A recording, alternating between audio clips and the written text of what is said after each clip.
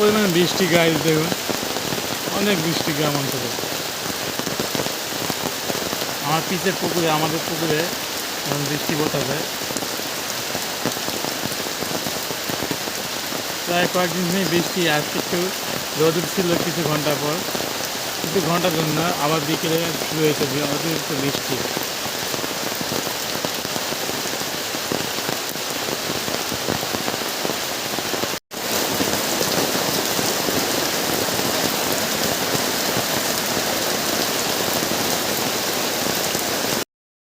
আমাদের গ্রামের বাড়িতে এত পরিমাণ বৃষ্টি দেখুন, ঘুম থেকে উঠে দেখি এত পরিমাণ বৃষ্টি হইতেছে।